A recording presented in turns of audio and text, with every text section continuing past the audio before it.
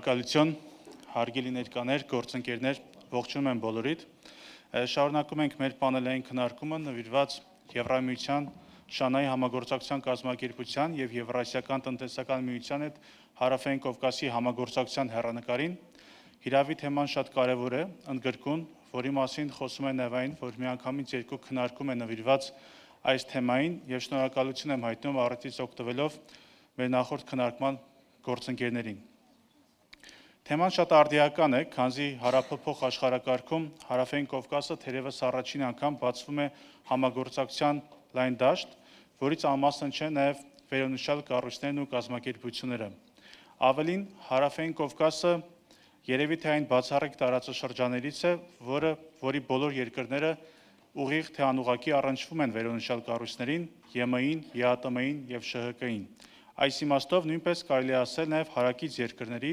օրինակ Իրանի, ինչպես նաև Կենտրոնական Ասիայի մասին։ Եթե ԵՄ-ի եւ ԵԱՏՄ-ի հետ Կովկասի կապերը զարգացող են թվում եւ այն շարունակական է, ապա ՇՀԿ-ի հանդեպ հետաքրքրությունը նույնպես Կովկասում մեծանում է։ Հայաստանն ու Ադրբեջանը կազմակերպությունում երկխոսության գործընկերոջ կարգավիճակ են ստացել այս տարի եւ այժմ էլ հավակնում են դառնալ կազմակերպության լիիրավ անդամ։ Իսկ ահա Վրաստանը Հայաստանի ու Ադրբեջանի նմանությամբ ռազմավարական գործընկերություն է հաստատել Չինաստանի հետ, որն իր հերթին Եվրասիական հարթության ՇՀԿ-ի լոկոմոտիվներից է։ Սակայն այս ամենով հանդերձ շատ հարցեր են ծագում, թե օրինակ ինչ տեսք է ստանալու այդ երեք կառույցների հետ համագործակցությունը Հարավային Կովկասում, արդյոք դրանք հակասող կառույցներ են, թե կարող են փոխլրացնել միմյանց եւ ինչ հնարավորություններ են բացում Հարավային Կովկասի համար։ Եվ եթե ժամանակը ների կքննարկենք նաև այլ հարցեր, իսկ հիմա սիրով ներկայացնեմ մեր բանախոսներին քաղաքագետ, արտաքին եւ անվտանգային քաղաքականության հարցերի վերլուծաբան Սոսի Tatikyan Հայաստանից, բարև ձեզ Տիկին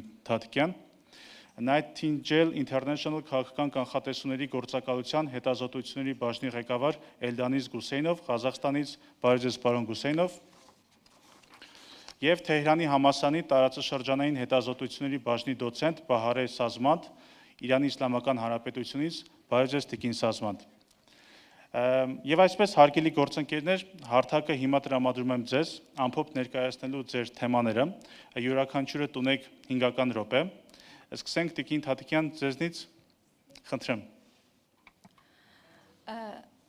Շնորհակալություն այս կարևոր ֆորումում խոսելու հնարավորության համար եւ ես կուզենայի ողջունել մեր ադրբեջանցի գործընկերներին, որոնց նախկինում հանդիպել եմ I will switch to English. So I would like also to welcome Azerbaijani experts in this forum. I've met them in Geneva and Georgia, and of course it's different to meet them in Armenia in a much improved environment.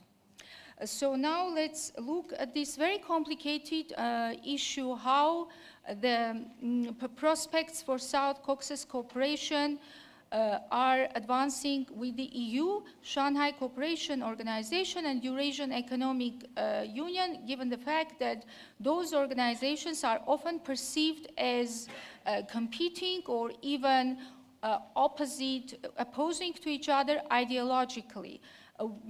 Is it possible to ensure complementarity between those organizations, or there is a need to choose between them? So, as Mr. Mirzabekyan mentioned, the South Caucasus is in the intersection of major geopolitical transformations: multipolarity, the fragmentation of multilateralism, unfinished peace process, and expanding opportunities for connectivity. Armenia's strategic posture here is to turn its geography from vulnerability, as it has been for decades, into a strategic asset through proactive diplomacy and multi-alignment. Armenia's foreign policy has evolved in the last 2 years from reactive situational response to a more strategic, proactive engagement, balancing relations with the EU, US, and Eurasian powers while safeguarding its sovereignty and security. Officially, this policy is characterized as balancing and balanced policy, which means basically not neutrality or not equidistance, but it is rather not choosing between the East and the West, but engaging with each partner in line with national interests, international norms, and Armenia's policy of EU integration. So now, EU remains Armenia's most structured and transformative partner under comprehensive and enhanced partnership agreement and also a new agenda. As Mr. Balayan mentioned from the audience, Armenian Parliament adopted a EU membership bill, which was a grassroots initiative initiated by civil society. And as the surveys of International Republican Institute show, EU enjoys very wide support in Armenia. At the same time, of course, there is a lot of skepticism about whether EU will ever actually admit Armenia. We know that Hungary has declared that it is opposing even to Ukraine's membership, and Armenia is even in a more complicated situation in a way. It is already not in a conflict, unlike Ukraine. However, it is geographically between Europe and Asia, and also in light with the developments in Georgia, which is our gate to Europe. Of course, it's very complicated. EU's role for us is also important for our security. We appreciate European Union monitoring mission. It has contributed greatly to our border security and, most importantly, the perception of human security in border regions.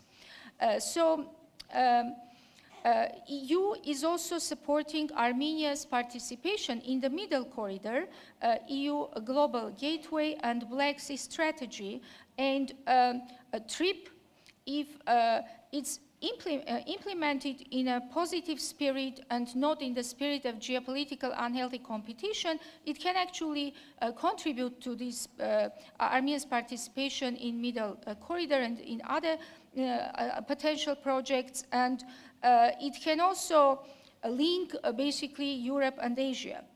When it comes to Eurasian Economic Union, it remains Armenia's only binding integration structure, which provides access to a common market. And although Armenia has frozen participation with Collective Security Treaty Organization, which is also Russian-led, it is continuing pragmatic economic cooperation within European Economic Union. However, we realize that at one point Armenia will have to choose between European Union membership and Eurasian Economic Union membership, because both of them are custom unions and they are not compatible with each other. But it's difficult to say when this moment will arrive. Meanwhile, Armenia is diversifying its economic cooperation, and one of those platforms is Shanghai Cooperation Organization.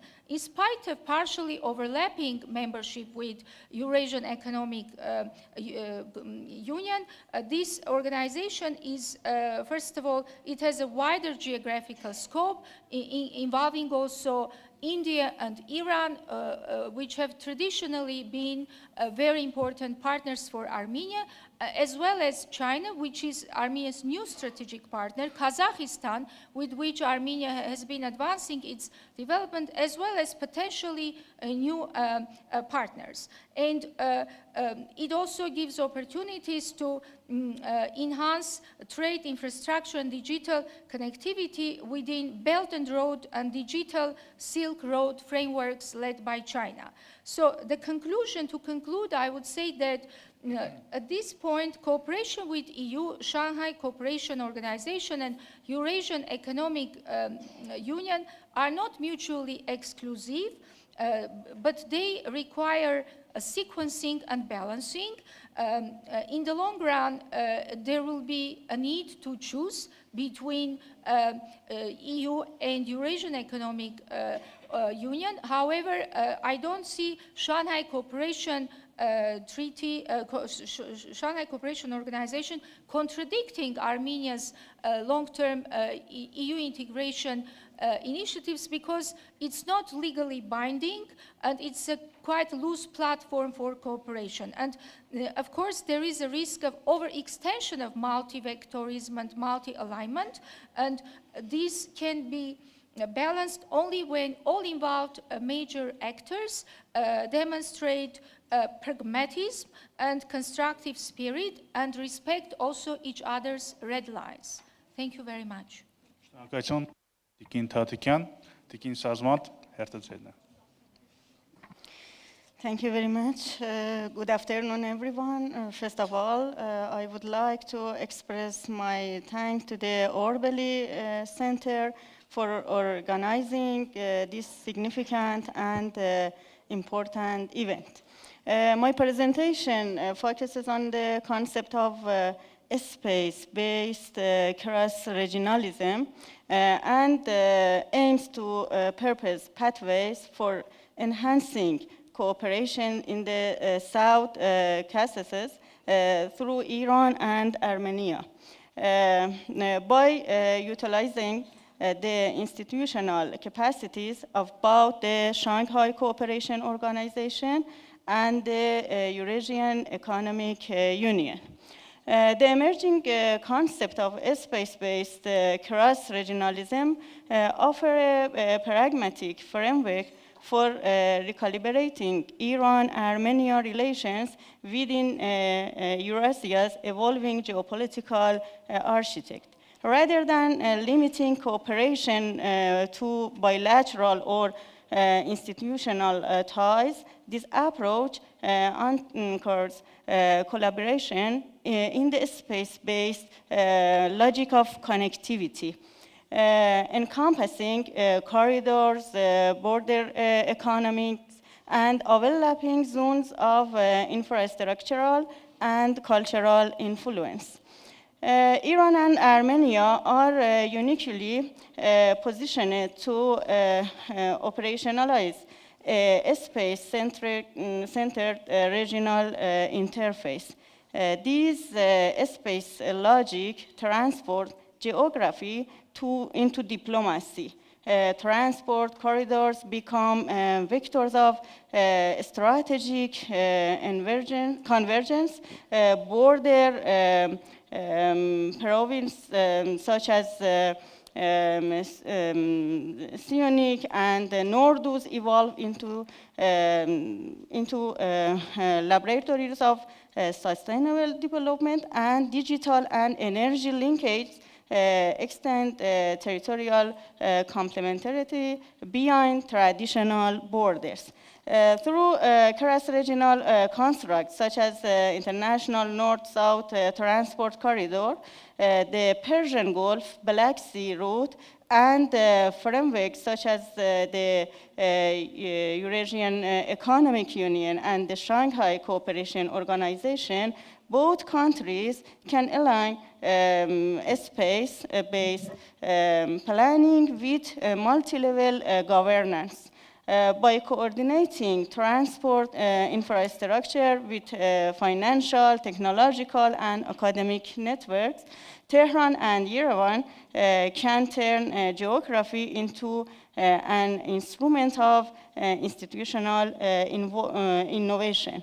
Ultimately, space-based cross-regionalism seeks synaptic integration where local, regional, and transnational scales interact dynamically. This strategy can consolidate Iran-Armenia connectivity into the multidimensional bridge linking the Persian Gulf, the Caucasus, and Central Eurasia, transferring space from a passive setting into an active medium of geopolitical partnership. In this architecture, we have some analytical framework. such as the Shanghai Cooperation Organization, provide the political and security environment through collective dialogue and trust building. And the EAEU delivers the economic tools such as custom union, tariff harmonization, trade liberalization. And the interaction between the two systems creates an institutional continuum, allowing both Tehran and Yerevan to balance East-West engagement. Thank you very much. Շնորհակալ Sazmand, պարոն Guseynov, խնդրեմ։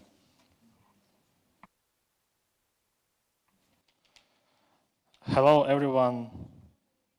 My name is Eldaniz Guseynov. I am from Kazakhstan, and my position is that having all these three structures in South Caucasus doesn't actually create a problem for the region, since we don't speak about the region, we speak about three separate states, the same geographic space. The same used to be in Central Asia actually for a while, but now we can actually speak about Central Asia as a political region. Before that, actually, it was also a kind of a geographical region where you had 5 stans which actually share the same geographic space. So if we speak about the three institutions like Shanghai Cooperation Organization, Eurasian Economic Union, European Union, imagine Central Asia. We have Common Security Treaty Organization, we have Organization of Turkic States, we have Eurasian Economic Union, we have Belt and Road Initiative, we have, I don't know, like so many other initiatives, institutions, which actually we try to use for our, let's say, revenue and an interest of Central Asian states. So I would like just in my speech have 3 major trends which can actually reshape, let's say, your cooperation with this organization in South Caucasus, and also 3 lessons learned from experience of Central Asia, how to navigate, like GGBT would say, how to navigate issue and geopolitical complexity of South Caucasus. So let's start. According to recent developments, we can see that China actually is actively reorienting itself towards land roads, trying to bypass US, let's say, or US controlled choke points like Malacca Strait or Hormuz Strait. By having all these crises over Chinese economy, China right now is trying to institutionalize its cooperation with Central Asian states. Recently, there was announced secretariat called China Central Asia, with having some integrational actually part of it. And it means that also for China, it will be crucial to have access to South Caucasian market through the Central Asia and to cooperate with the European Union in the case of any potential conflict with US. At that sense, actually, ACO, it's my second trend, will actually expand in Eurasia and also increase its presence in not only in South Caucasus, but in a wider region. So as you know, Armenia and Azerbaijan tend to become members of Shanghai Cooperation Organization. There were some issues between Pakistan and India, but it actually also underlines this connectivity which right now exists in Eurasia. So you have a conflict in South Asia, which reshapes your relations between South Caucasian states with the Shanghai Cooperation Organization. So it shows how actually we also tighten our relations within this land, let's say, region called Eurasia, and trying to find some balances. So as you might know, for the first time, there was a signed declaration, and in this declaration you can find first real statement from the organization, from the Shanghai Cooperation Organization. Do you know what I'm speaking about? So ACO was condemning attack of US and Israel on Iran. It was even like India and Pakistan were both favoring this paragraph in the declaration, which was signed by all ACO heads. Before that, there was an attempt to accept another resolution, I mean a declaration on the level of Minister of Foreign Affairs, and India, by the way, rejected this issue. But after a while, India could also join it. So we see that together with the development of railroads, which actually China right now actively promotes in Eurasia, there is a lack of security, and China actually, together with other partners in Eurasia like India and Russia and Central Asian states, tries to promote this issue and having more secured rent roads, which will, give China opportunity to have sustainable trade with other Eurasian states like Central Asia, European Union, and South Caucasus.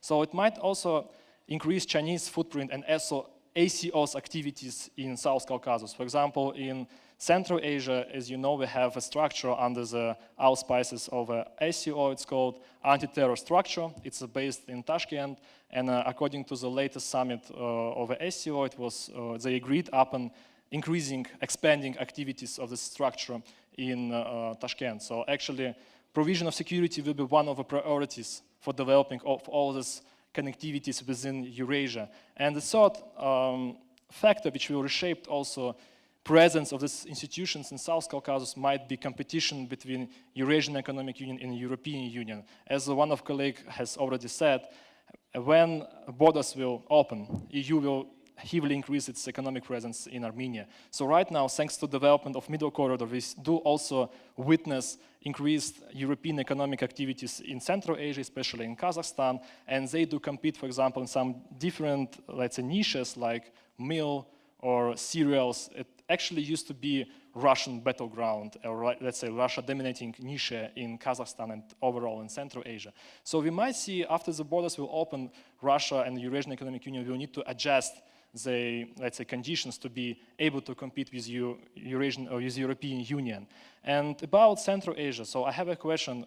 Who is here is closely monitoring situation in Central Asia? Please raise your hands. Okay, not all of you. Do you know two major buzzwords which people right now use to describe geopolitical competition in Central Asia? No idea. So it's related to transport and resources. Any ideas? Okay, so these are two major buzzwords: are critical minerals and what? No, it's Middle Corridor. Thank you. It's bingo. It's more about mineral resources and Middle Corridor. So major, I think if you speak about Central Asia, we can say applies the same for South Caucasus right now. So I think European countries, also China, have interest to increase their presence in mining sector of South Caucasus and also to have the sustainable roads to extract resources and to import it from the territory of Central Asia and South Caucasus. And in that sense, by inducing this competition between, for example, European Union and China, we might have best benefits of it. I can tell you the best lessons of learned from Central Asia, which you might also apply in South Caucasus. So the first one, we have, it was also described by one Italian scholar, I mean British scholar, how you define it, Costa Buranelli. He said, Central Asia used dovetailing effect. So it means that we try to bring all these institutions we have in the region to, how to say, to complement each other. So for example, we have Middle Corridor, and how Kazakhstan tries to promote the Middle Corridor in different, let's say, organizations. In the Eurasian Economic Union, we speak about increasing a number of states which will join free trade zone. You know, like EAEU, if I'm not wrong, has already joined free trade zone. Iran, India is about to join. Mongolia has already signed a document to join free trade zone of Eurasian Economic Union. Same about Vietnam, Singapore. So we will have a variety of states, as a Kazakhstan promotes it actively, to increase states, number of states which can enter the market of Eurasian Economic Union and also market of Kazakhstan. And second, at SCO, we actively promote lowering and also harmonization of customs systems within the organization to have better conditions for goods to transit, to go through the territory of Central Asia and also of ACO. With China, we always speak about investments, the same with the US and European Union, by promoting better conditions, better investments in infrastructure and also mining in Central Asia. So I think that once you have all these formats like C3 or C3 plus C5 plus 1, as according to some other experts, we might actually consider to have using best chances, best, let's say, conditions from each of these institutions to promote same projects. Or we can also coordinate our ideas, like having the same idea but actively promoting in all these different stakeholders. Second, we actually speak about Central Asia as a unified region. So we don't speak about Kazakhstan, let's say, with Russia or with China. We speak about Central Asia as 5 stands. It actually helped us to have C5 plus 1 and 11 formats of this cooperation. So we normally invite, for example, imagine Turkmenistan. What does it have in common with, I don't know, Bahrain, for instance? I don't think not much. But by having C5 plus Gulf states, Turkmenistan has an opportunity to also meet leaders of other Gulf states. So by promoting not only a single country from South Caucasus, but 3 instead of one, you have better opportunities to reach all these major powers. But by also having Central Asia, you have, as one of the speakers has already said, you have almost 100 million of consumers, so you have better chance to be more, let's say, heard on international area. And my third idea is that we have project-based integration. So we don't try to have the same integration as European Union has. We have some particular projects which we try to unify ourselves. And normally we also involve third actors in our projects. So for example, we try to unify an energy system of Central Asia. And do you know which state is also part of this initiative? I mean, not from Central Asia. It's Russia. So we actually also invite Russia to unify our energy system, or we invite China to unify our transport system, or we have among only 5 stance agreements on water and on ecology. So it means that we don't try to have all spheres together and promote one single integration, but we have some ideas, and we have a particular number of states which join some particular ideas of integration. So you might also have idea of having, let's say, Azerbaijan, Armenia, Iran, and a particular sphere of integration that's in transport. You might have Georgia, let's say Azerbaijan, Romania, and Hungary, another sphere. So by concluding my remarks, I just have spoken about 3 major trends. China orients itself towards land roads. We might have increased competition between Eurasian Economic Union and EU in economic sphere and Caucasus. And we have also expansion of SCO and 3 main lessons learned from Central Asia. First, try to dovetail and intersect your projects with different stakeholders. Second, promote your unified region in different dialogue platforms. And third, promote project-based integrations. Thank you so much. Շնորհակալություն պարոն Գուսեյնով, մենք կարծում ենք ունենք ժամանակի սահմանափակում, բայց կարծում եմ ձեր նշած կարևոր թեմաներին կանդրադառնանք նաև հարց ու պատասխանի միջոցով։ Իսկ հիմա սկսենք հարց ու պատասխանը եւ առաջին հարցը ուղղում եմ Տիկին Թատիկյան ձեզ։ Նոր իրողությունների պայմաններում Հարավային Կովկասը, մասնապես Հայաստանը, ձեզ ինչպես պետք է իր հարաբերությունները կառուցի ԵՄ-ի, ԵԱՏՄ-ի եւ ՇԱՆԱ-ի համագործակցության կազմակերպության հետ, եւ դուք նշեցիք այդ մասին, որ ի վերջո դրանք չեն հակասում։ Կխնդրեմ մի փոքր բացել փակագծերը, թե արդյոք այս Հայաստանը կարողանա համագործակցել այս 3 կառույցներից բոլորի հետ եւ ընտրության առջեւ չի կանգնի։ Փորձեմ ավելի բացել այս թեման։ Ես կարծում եմ, որ իրենք նույն հարթության վրա չեն, քանի որ Հայաստանը ԵԱՏՄ-ի անդամ է ակնհայտորեն եւ Հայաստանի շուկան ունի մեծ համակարգային կախվածություն ու կապվածություն ԵԱՏՄ-ի որպես կազմակերպություն եւ Ռուսաստանի որպես երկրի հետ։ Սակայն մենք նաեւ գիտենք, որ Հայաստանը մտադիր է բազմազանեցնել իր տնտեսությունը, էներգետիկան, քանի որ մի երկրից կախվածությունը բարենպաստ չէ առհասարակ, իսկ Հայաստանի համար մասնավորապես մենք գիտենք, որ դա կարող է սխալ կերպ օգտագործվել նման կախվածությունը եւ տնտեսական կախվածությունը վերջ ի վերջո բերում է նաեւ քաղաքական ու անվտանգային կախվածության, որը դեմ է Հայաստանի այսօրվա արտաքին քաղաքականության օրակարգին։ Հայաստանը փորձում է իր ինքնիշխանությունը ամրապնդել։ Հետևաբար Հայաստանը փորձում է բազմազանեցնել իր տնտեսությունը, այդ հարցում Հայաստանին օգնում են տարբեր միջազգային գործընկերներ։ Առաջին հերթին դա հենց Եվրամիությունն է, որը Հայաստանին պետք է օգնում է եւ պետք է շարունակի օգնել տնտեսության բազմազանեցման հարցում։ Դա կարող է լինել տարբեր, օրինակ, Եվրամիությունը կարող է Հայաստանի բիզնեսներին աջակցել եվրոպական ստանդարտներին համապատասխան լիցենզավորվելու, ինչ-որ քվոտաներ տալու, որպեսզի Հայաստանում արտադրված ապրանքը առավել հեշտ վաճառվի Եվրամիության շուկայում։ Երկրորդը դա էներգետիկան է, վերջերս Եվրամիությունը օրերս հատկացրեց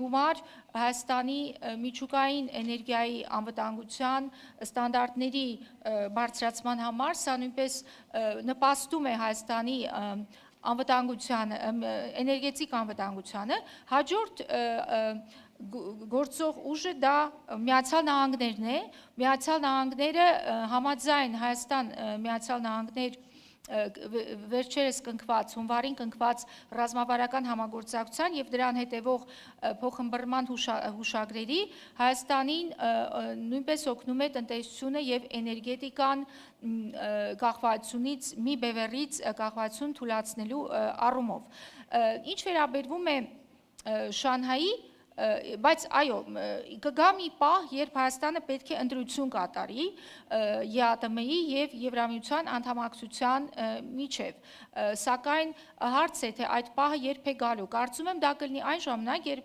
Հայաստանը արդեն պաշտոնական դիմում կներկայացնի Եվրամիության անդամակցության եւ Եվրամիության հետ համապատասխան բանակցություններ կընթանան եւ իր տնտեսությունը բավարար չափով դիվերսիֆիկացված կլինի։ Ինչ վերաբերում է Շանհայի կազմակերպությանը, ապա ես ինչքան որ ես գիտեմ այդ կազմակերպությունը, որ իմ համար պետք է խոստովանեմ նոր ոլորտ է, ես վերջերս հոդված գրեցի Հայաստանի այդ կազմակերպությունում անդամակցելու ցանկության մասին, սակայն դա իմ համար նոր ոլորտ է եւ ես կարծում եմ, որ այսօրվա դրությամբ անգամ եթե Հայաստանը Եվրամիության պաշտոնական անդամ դառնա, ակնհայտ հակասություն ես չեմ տեսնում Շանհայի կազմակերպության շրջանակներում համագործակցության առումով, քանի որ այն մաքսային միություն չէ, այն պարզապես պլատֆորմ է տնտեսական, էներգետիկ եւ այլ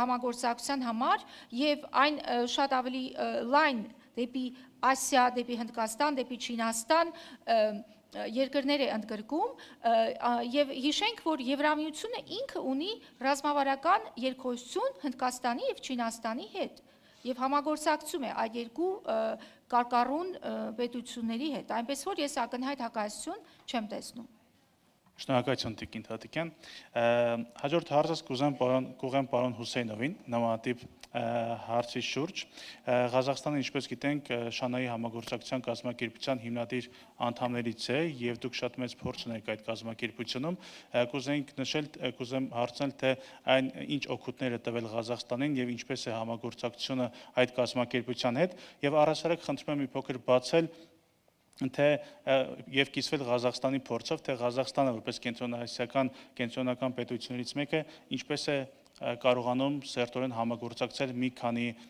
կառույցների հետ, այդ թվում Եվրամիության։ Շնորհակալություն։ By answering your question, I would just start, to explain a bit this history of the Shanghai Cooperation Organization. So the main idea of it was Shanghai 5, and they were trying to delimitate border with China. So it was not only Kazakhstan, it was Russia, Tajikistan, Kyrgyzstan, and then after that Uzbekistan could join and other states. So main idea, SCO is weak as an institution, but its strength.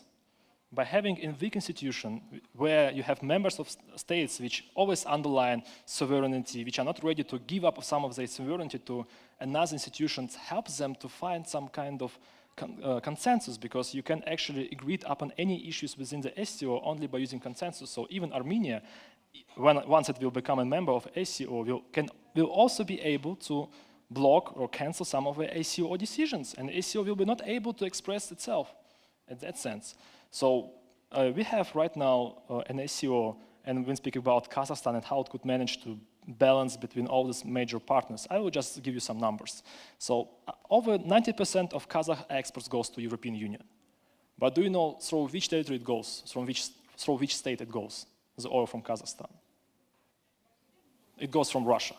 So we have here double dependency. We have European Union and Russia, which are both interested in internal stability of Kazakhstan, to have Russia benefiting from transit of Kazakh oil, and European Union by having, let's say, independent or Russia-independent supply of oil in that sense. If we speak about rare earth metals, do you know who is the #1 importer of rare earth metals from Kazakhstan? No. Yes, it's China. So 100% of Kazakh export of rare earth metals goes to China. Could you please tell me who is the #1 supplier of, let's say, meals, of products, which we daily use as normal people in Kazakhstan, in Kazakhstan? Who is the #1 exporter of this kind of products? Russia. So you see that here in that sense, let's say, a diversified landscape in Kazakhstan. We have all these partners engaging in all different spheres in our country. So I think this is one of the major ideas that help us to balance. And second, it's because of Kazakhstan's location. So I think no one is really interested in destabilization or in loss of sovereignty of Kazakhstan. So I can give you just also some numbers. Do you know maybe Xinjiang? It's the biggest province of China. So Central Asia is half of foreign trade of Xinjiang nowadays. So China is actually, in security of China is right now linked to security of Central Asia. So thank you. Շնորհակալություն, պարոն Հուսեյնով։ Հաջորդ հարցս ուղղում եմ Տիկին Սազմանդին։ Տիկին Սազմանդ Իրանը հիմնականում գործում է Եվրասիական հարթությունում, անդամակցում է ՇՀԿ-ին եւ ունի անդամի կարգավիճակ ԵԱՏՄ-ում։ Սրանք որքանով են նպաստել Իրանի տնտեսության ակտիվացմանը, բանավանդ բաժամիջոցների պայմաններում, եւ ինչպես ըստ կարելի է ծառայեցնել այս փորձը Հայաստան-Իրան տնտեսական կապերի հետագա զարգացմանը պրակտիկորեն։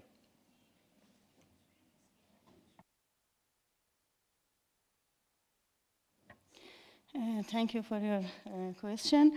I think that we must attention to the great powers influence in this region and in these organizations. Great powers such as China and Russia is very important.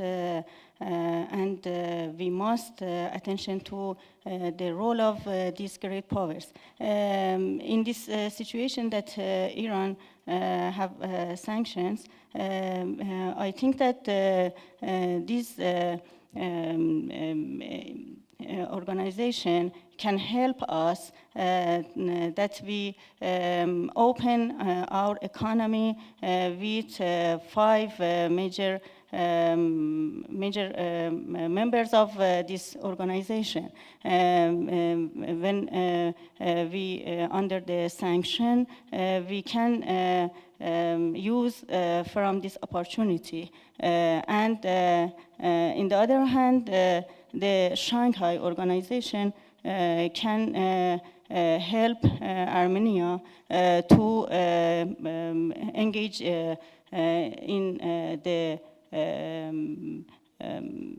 Central Asia, and this mutual opportunity can make for Iran and Armenia.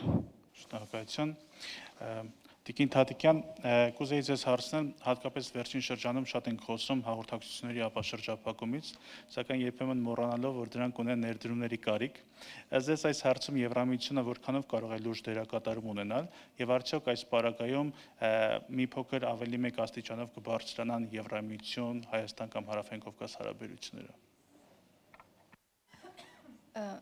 Մենք գիտենք, որ we know that European Union has infrastructure and connectivity projects, EU Global Gateway. Now it has launched this Black Sea initiative, and it is very supportive of a Middle Corridor project. In April this year, during EU Central Asia Summit in Tashkent, the President of the European Commission expressed hope that once communications of Armenia are deblocked and relations are normalized with Azerbaijan and Turkey, Armenia will become part of this Middle Corridor project. And it has also been supportive of Armenia's Crossroad for Peace initiative, which is basically about deblocking communications not only through TRIP, but also beyond TRIP. So now we have these several projects, regional and national. So we have TRIP, then Armenia has this vision of Crossroad for Peace, then there is Middle Corridor, then China has Belt and Road, and Azerbaijan has also Aras corridor with Iran. So all these projects have two possible scenarios. Either they are going to start competing with each other and undermining each other, which of course will not lead to anything positive, or they can actually complement to each other. So when TRIP was just declared, I noticed that there was a certain anxiety in some groups of pro-European circles in Armenia, because they felt like TRIP and may sideline EU and France in Armenia and in Sunni, because as you know, European Union and France have some projects, including infrastructure projects in Armenia in general and in Sunni, which is the most affected region for TRIP in particular. But I have a different view, and I've met some European think tankers and French think tankers in the last few weeks, and quite the opposite. Actually, they think that they can ensure complementarity, and they see TRIP and, of course, the peace process as contributing and enabling possible potential complementarity between their projects, TRIP, and why not also projects led by China, like Belt and Road, could be another potential connectivity project. Of course, it's a bit ambitious. Let's say, we have heard that our authorities are really eager to become a bridge between Europe and Asia and ensure all the complementarity of those potential initiatives, while we know that there are problems between US and Iran, US and China, EU and Iran. In the ideal world, perfect world, of course, Armenia would be very interested in the escalation of relations between the West and Iran and US and China, but we know that we are not functioning in an ideal perfect world, quite the opposite. The world is becoming an increasingly complex place, but let's be optimistic and hope that all involved potential major actors will demonstrate pragmatism and high level of understanding to each other's geopolitical interests and practical economic needs, and it will be possible to ensure complementarity. Շնորհակալություն Տիկին Թատիկյան, ես կուզեի նաև մեր երկու մասնակիցներին մեկական հարց տամ եւ նոր անցնենք լսանից ձայներ հավաքելուն եւ կխնդրեմ մի փոքր համապարփակ պատասխանել ժամանակի սաղության պարագայում պայմաններում։ Պարոն Հուսեյնով, խոսելով միջին միջանցքի մասին, ի թիվս այլ օգուտների շատ է խոսվում միջին միջանցքի թեր բեռնվածության մասին, որ այն ամբողջությամբ չի գործում, որն արտացոլվում է նաև Բաքու-Թբիլիսի կարճ երկաթուղու պարագայում։ Ըստ ինչի շնորհիվ միջին միջանցքը կարող է ավելի ակտիվ գործել, սա տնտեսական թե ավելի շատ քաղաքական ծրագիր է։ Շնորհակալություն։ It's clear enough that Middle Corridor is more a political project. So it's a project just to bring together South and Central Asia. And by the way, Middle Corridor and Belt and Road, they don't compete, actually. It's the same in that fact that China just uses Middle Corridor to cooperate with European Union. And if you compare amount of investments from European Union and China infrastructure, for example, in Kazakhstan, so the difference between EU and China is 44-fold. So there's a huge difference between number of investments from European Union and China infrastructure of Kazakhstan. So yeah, I think that Middle Corridor helps us to understand each other better. I mean, South Caucasus and Central Asia, and it's a driving force to bring this integration. So you know that Kyrgyzstan and Kazakhstan became one of the main trade partners of Georgia recently. So I couldn't imagine it before. Or right now we have, I think approximately, President Aliyev came to Central Asia over 10 times within the last 3 years to Kazakhstan. He might also join Central Asian leaders in Washington to join this summit with Trump between heads of Central Asia. So you see that if previously Central Asia, at least, was integrated into European economy through Russia, now they try to promote this integration through South Caucasus. And the issue, the closure of the border between Belarus and Poland was also quite significant for China to understand that China should also diversify all the roads it have, not only to go through Russia, but also to go through Kazakhstan, Azerbaijan, Georgia, and so on. So yeah, economically, I don't think it's feasible, but politically, in the case of any tensions, crises, sides might use the middle corridor. Thank you. And also it promotes integration. Շնորհակալություն եւ իմ վերջին հարցը Տիկին Սազմանդին։ Տիկին Սազմանդ, մենք խոսեցինք այն մասին, որ Հարավային Կովկասում ավելի ակտիվ դեր է ստանձնում կամ նման նպատակ ունի նաեւ Եվրամիությունը, ինչպես նաեւ TRIP-ի տեսքով ամերիկյան կողմը կամ հավաքական արևմուտքը, որը եւ խոսք է գնում այն տնտեսական համագործակցության մասին։ Այս համատեքստում կուզեի հարցնել այս պրոյեկտները, մասնավորապես TRIP-ը, ինչպես են ընկալվում Իրանի կողմից։ Մենք գիտենք, որ մտահոգություններ կան։ Այս ծրագիրը այնուամենայնիվ միայն խոչընդոտ է դիտվում Իրանի կողմից կամ մտահոգությունների առիթ, թե կա նաև հնարավորությունների պատուհան է բացվում Իրանի համար, դիցուք օրինակի համար TRIP-ի ճանապարհով կամ եթե հաղորդակցությունները ապա շրջափակվեն, Իրանը կարողանա երկաթուղով կապվել Հայաստանին եւ դա իր հերթին կնպաստի Իրան-ԵԱՏՄ համագործակցության ուժեղացմանը։ I think that this initiative, based on cross-regionalism, is not a replace of other initiatives such as the US lead or EU lead, but this complementary, not rivalry. And Iran can have active presence in this initiative with Armenia. Armenia and Iran have a long historical linkage and a good political relationship. And this potential can help Iran that with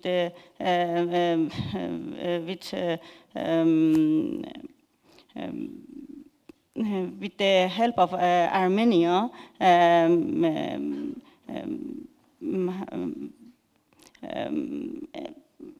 made this initiative and have an active role in South Caucasus. Պարոն Հուսեյնով, ձեզ կխնդրեի շատ, եթե հնարավոր է, անկեղծ լինել, իսկ եթե չեք կարող այս միջավայրում անկեղծ արտահայտվել այն մասին, ինչը որ գիտեք, գուցե միջանձնյա զրույցի ժամանակ ասեք դրա մասին։ Հարցը հետևյալն է, արդյոք դուք լինելով, Ղազախստան լինելով ԵԱՏՄ-ի անդամ երկիր եւ շատ լավ հաջողությամբ կարողացել եք համագործակցել Եվրամիության հետ եւ շարունակում եք այդ գործընթացը։ Արդյոք որևէ ուժի կողմից ճնշում չի եղել Ղազախստանի վրա կամ թելադրելու կամ Եվրամիություն կամ ԵԱՏՄ։ Արդյոք այդպիսի պահանջ Ղազախստանի առջև չի դրվել։ Կարող եք ասել։ Շնորհակալություն հարցի համար, պարոն Հուսեյն։ It's not just about economic cooperation, it's more about, let's say, some kind of division in society of Kazakhstan. So we might have something similar to post-Soviet syndrome, I call it. So we have a division of society based on any preferences, like some people pro-European, some people pro-Russia. Even among experts, we have these bubbles, like pro-China, pro-Russia, pro-European, pro-Turkic. And in that case, in Kazakhstan, we see that we have this difference between younger people and elder people, like also based on different regions. So like younger people, they go more often to European Union to study there abroad. And elder people, they still have some pro-Russian, let's say, preferences in their foreign political, let's say, view of world. So if you don't speak about economy, first about social, yeah, we have some kind of pressure, but not from external actors, but internally based on different preferences of foreign policy. Second, when it comes to economy, I would say we did have some, let's say, pressure regarding sanction regime and how Kazakhstan adheres to it. But Kazakhstan has openly expressed its adherence to the sanction regime, so it will not violate international sanction regime against Russia.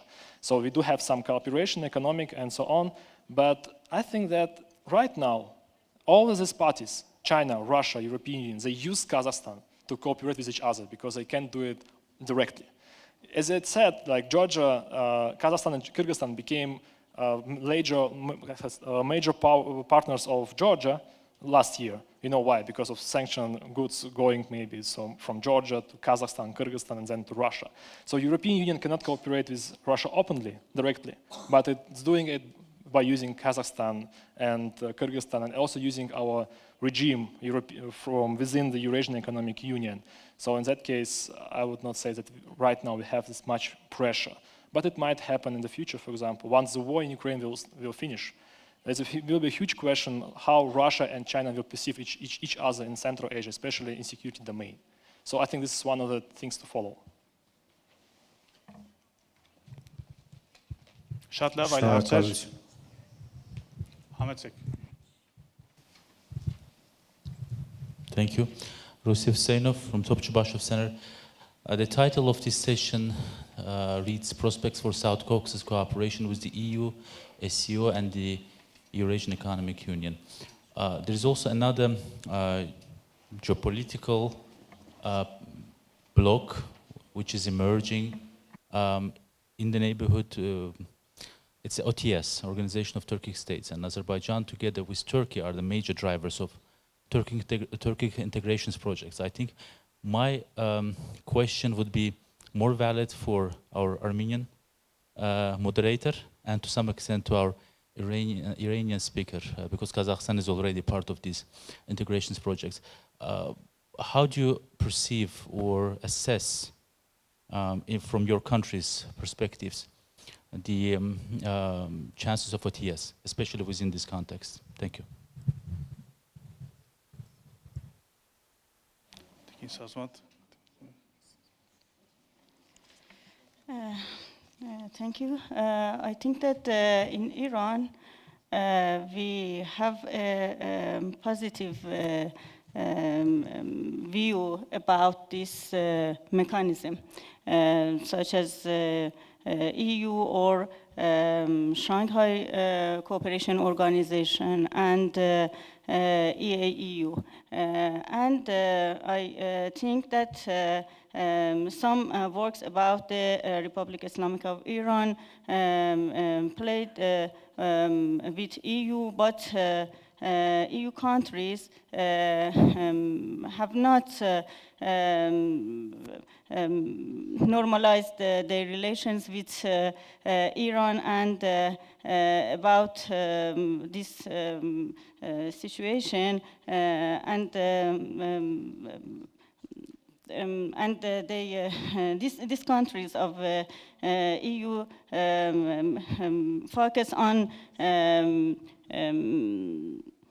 nuclear program of Iran, and can influence on this initiative. And Iran is very positive to this initiative that can connectivity between South Caucasus and very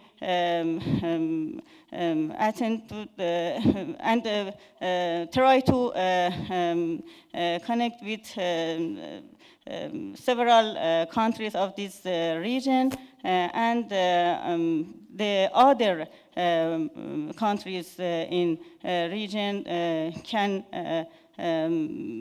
act another way. Thank you. Շնորհակալություն։